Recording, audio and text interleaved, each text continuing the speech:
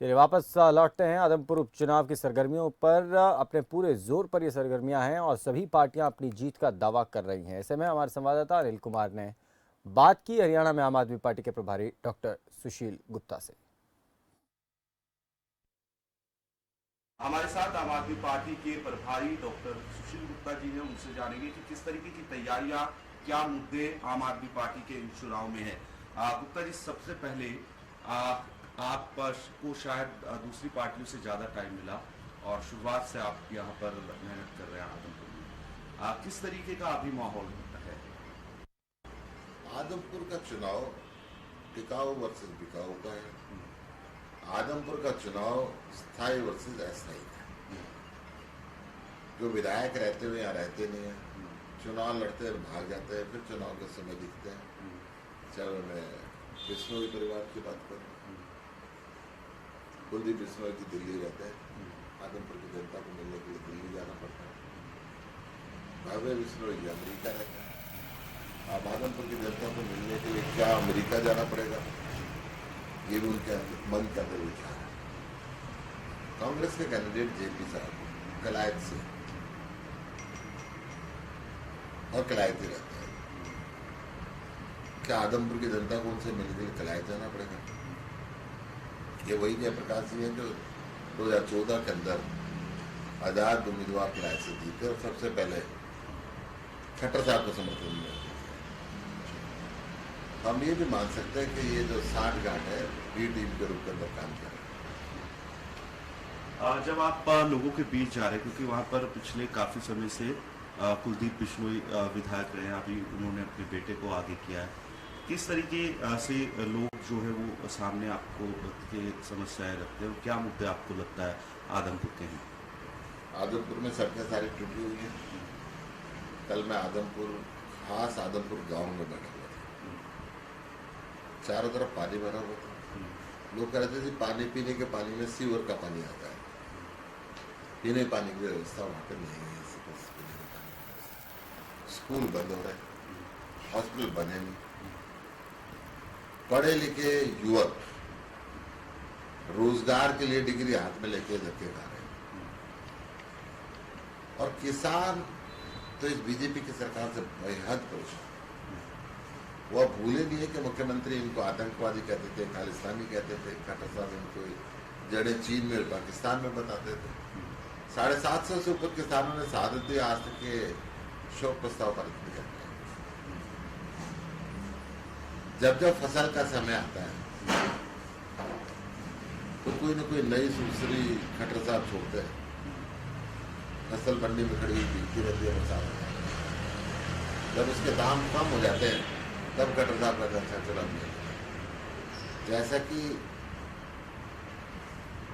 किसानों के मन प्रति उनके मन के अंदर कोई दुर्भावना हो, उसे एक स्पष्ट प्रतीत होता है।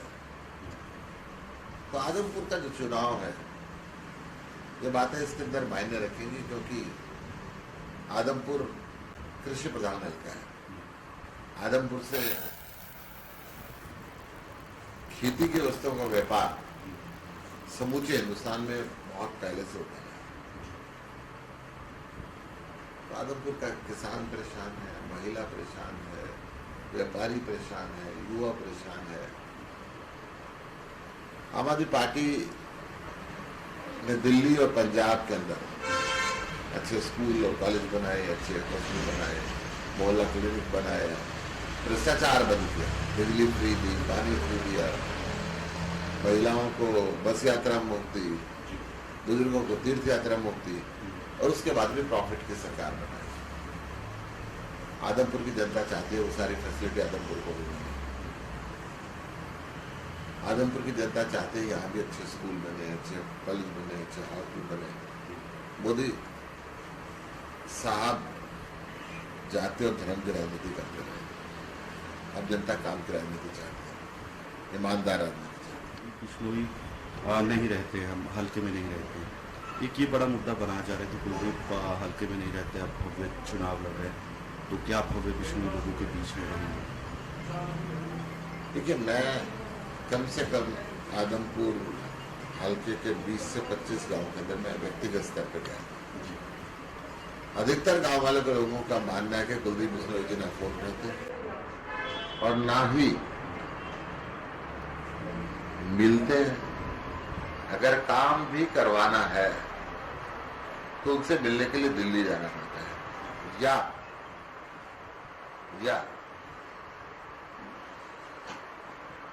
काम होता ही नहीं। तो ये गरीब व्यक्ति के बीच में जो व्यक्ति को काम की जरूरत है तो विधायक को 24 घंटे रहना चाहिए। कुलदीप बिश्नोई जी जब आदमपुर के अंदर आते हैं तो खबर छपती है कि विधायक जी आदमपुर पे आते हैं।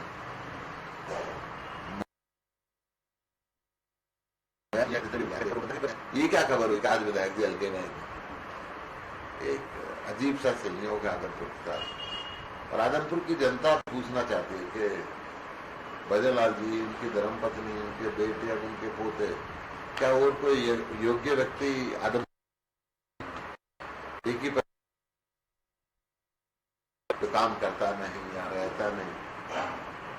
वक्त बदल गया है। बोलो